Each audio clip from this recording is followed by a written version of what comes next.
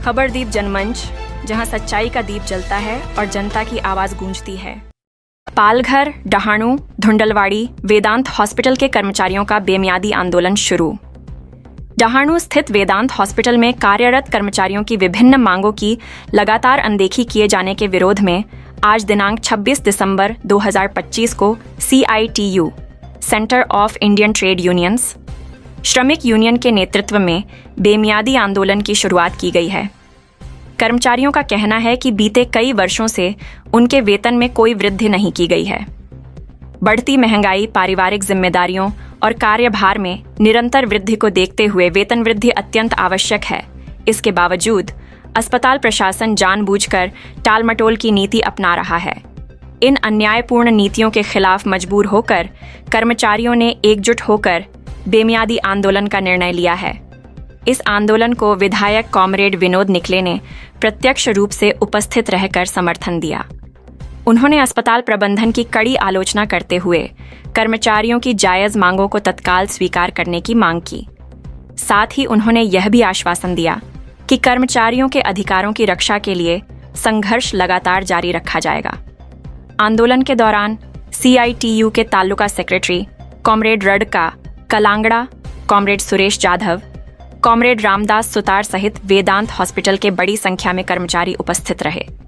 सभी कर्मचारियों ने एकजुट होकर आंदोलन में भाग लिया और कामगार एकता जिंदाबाद, वेतन वृद्धि दो जैसे नारे लगाए।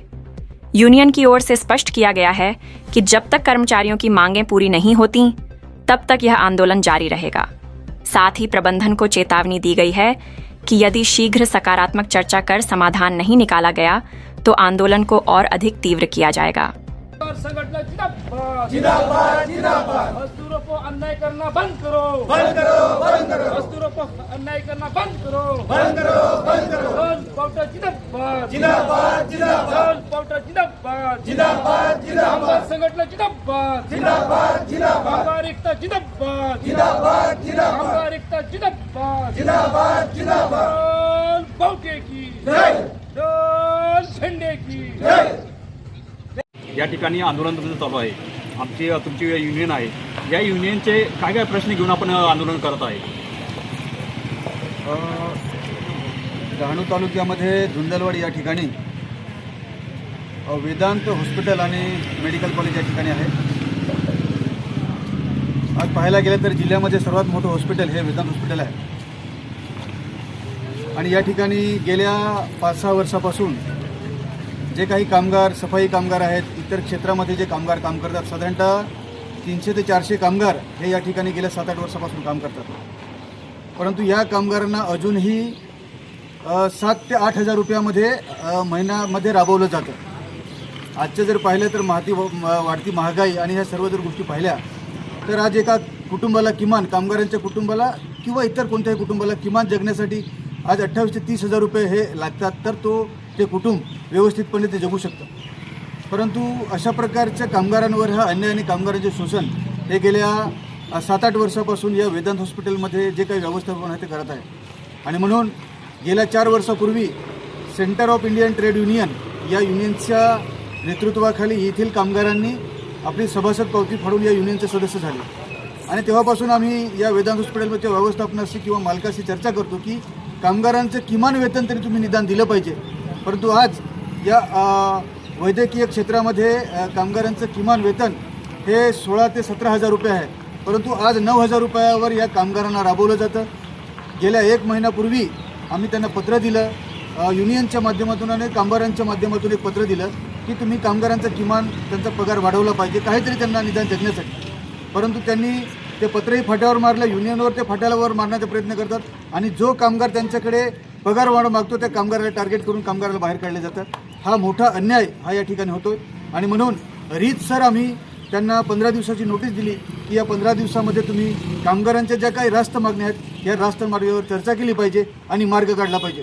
परंतु शेवटी भांडवलदारांच्या नेतृत्वाखाली हे हॉस्पिटल म्हणा किंवा कॉलेज म्हणा ह्यांची अरेरावी एवढ्या मोठ्या प्रमाणामध्ये चालली आहे की आम्ही कोणाला जुमानत नाही, आम्ही कायद्याला जुमानत नाही, आम्ही संविधानाला जुमानत नाही, आम्ही कामगारांना जुमानत नाही। अशा प्रकारची ह्यांचा जो स्वभाव आहे किंवा ह्यांची जी वागणूक आहे ही योग्य नाही आणि म्हणून आम्ही कायदेशीररित्या यांना पत्र दिलं या व्यवस्थापनाला पत्र दिलं, तहसीलदारांना पत्र दिलं, आम्ही स्थानिक पोलीस स्टेशनला पत्र दिलं आणि आम्ही त्यांना सांगितलं की आजच्या दिवसापासून या ठिकाणी आम्ही बेमुदत आंदोलन हे सुरू करणार आहोत। जर त्यांनी आमच्या मागण्या मान्य केल्या, असंही नाही की आम्हाला हे दिलंच पाहिजे किंवा आमची काय अडवणूक, असंही नाही, कुठेतरी चर्चा करून मधला मार्ग काढला पाहिजे। आत्ता आमची त्यांच्याशी बैठक झाली, त्यांनी आम्हाला वेळ दिलेला आहे की जे काय किमान वेतन आहे त्याच्यावर आपण चर्चा करूया, आम्हाला थोडा वेळ दिला पाहिजे। आम्ही त्यांना वेळ दिलेला आहे, त्यांनी लवकरात लवकर कळवावं आणि आमच्याबरोबर युनियनबरोबर बसून त्यातला मधला मार्ग काढावा आणि हे आमचं आंदोलन त्यांचा निरोप येईपर्यंत आमचं आंदोलन हे या ठिकाणी सुरू राहणार। मागण्या पूर्ण झाल्या नाही तर काय पुढचं पाऊल काय असेल? मागण्या पूर्ण झाल्या नाही तर आमचं आंदोलन हे थोडंसं इथे वाढेल, कारण आम्ही काही कायद्याच्या पलीकडे जाऊन आम्ही मागणी केलेली नाही आहे। खरं म्हणजे 10 वर्ष काम केलेल्या कामगाराला किमान वेतनावर राबवू शकत नाही, त्यांना वाढीव वेतन दिलं पाहिजे। परंतु आम्ही म्हणालो की चला इथे हे हॉस्पिटल आहे तर जे काही किमान वेतन आहे तरी निदान दिलं पाहिजे, ते दिलं तर आम्ही आमचं आंदोलन स्थगित करू। 1 वर्षपूर्वी यांनी आंदोलनाचा इशारा दिलेला आणि निवेदन पण दिलेलं आहे। त्यानंतर मग 20 दिवसानंतर पण त्यांनी व्यक्तीचे भेटलेले आहेत, परंतु त्यांना पण दुमजत नाही आणि आपण आले तर नक्की आपली दखल घेतली जाईल का, काय बोलाल आपण? हे बघा, पत्र दिलं होतं तर 15 दिवसाचं पत्र दिलं होतं, तर या 15 दिवसामध्ये त्यांनी युनियनचे पदाधिकारी, या ठिकाणचे कामगार कमिटी आणि व्यवस्थापन या तिघांनी संयुक्तरित्या जर ही चर्चा केली असती तर 15 दिवसाच्या अगोदरच काहीतरी मार्ग निघाला असता। आज आंदोलनाची भूमिका घेतल्यानंतर त्यांनी आम्हाला बोलवलं, हे तर योग्य नाही ना। हे बघा, आंदोलन करायला आम्हाला पण इथे एवढे कामगार आहेत किंवा आजूबाजूचे काही आमच्या चळवळीचे काही लोक आले तिथे त्यांना मदत करण्यासाठी, आम्हाला हौस आलेली नाही इथे आंदोलन करण्याची, आम्हाला निश्चितच हौस नाही आलेली। त्यांनी जर या 10 दिवसामध्ये जर याच्यावर काही तोडगा काढला असता तर आम्ही या ठिकाणी आंदोलन केलं नसतं, पण शेवटी आम्हाला पण पर्याय नाही ना। आमच्याकडे आम्ही सर्व कामगार, शेतकरी ह्या वर्गातले सर्व आम्ही लोक आहोत, तर आम्हाला तर संविधानाने अधिकार दिलेला आहे की आंदोलनात शांततेच्या मार्गाने आंदोलन करून आमच्या मागण्या पदरात पाडून घेणे हाच आम्हाला पर्याय, त्याच्या पलीकडे तर आम्हाला काय पर्याय नाही, म्हणून आम्ही आंदोलनाची भूमिका स्वीकारलेली आहे। त्यांनी लवकरात लवकर ह्याच्यावर मार्ग काढावा।